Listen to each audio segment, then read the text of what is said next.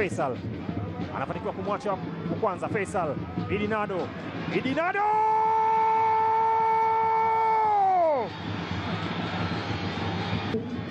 Pasi ya kumtafuta Idi Nado, wanakwenda kupokezana kwenye jukwaa kuu. Ndoto ambayo alikuwa anaiota kwa kipindi kirefu. Pasi ile ambayo ilidondoka nyuma ikamkuta Faisal Salum Fei Toto Abdallah. Fei akaiacha pasi nyingine kwa Idi Nado, akatana kwenda kuchagua wapi pa kuweka ule mpira. Alizunguka kidogo, akapoteza uelekeo mlinzi wa KMKM. Idi Nado anaweka mpira ndani ya net kuwapa utangulizi Azam FC. Idi Nado kwenye nafasi tena kwenda kujitafutia mwenyewe, anapitishia Jefte. Jefte!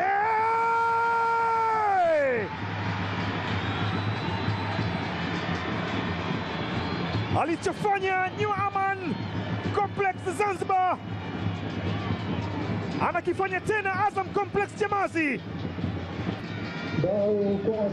Shambulizi ambalo limeanza chini kabisa. Alipewa pasi na Faisal, naye anaweka pasi kwa Jefte Kitambala bola. Idi Nado anakamilisha mission kuandika bao la pili. Muda mfupi tu ametoka kutangulia, na muda mchache baadaye wanapata bao nyingine kuongeza nguvu.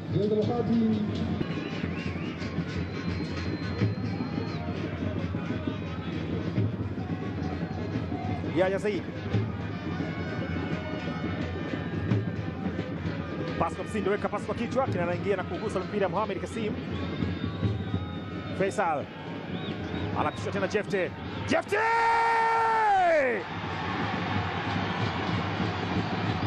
Hawasikii.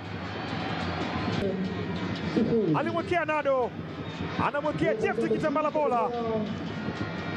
Uligusa ule mpira kwa kukuta Faisal, yeye mwenye akapitisha kwenye nafasi katikati ya miguu ya mlinzi wa KMKM, na Jefte hakuwa na kingine cha zaidi ya kufanya.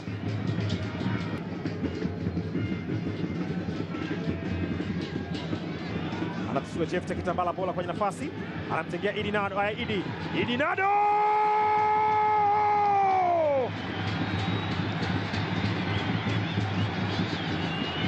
Hapo vipi?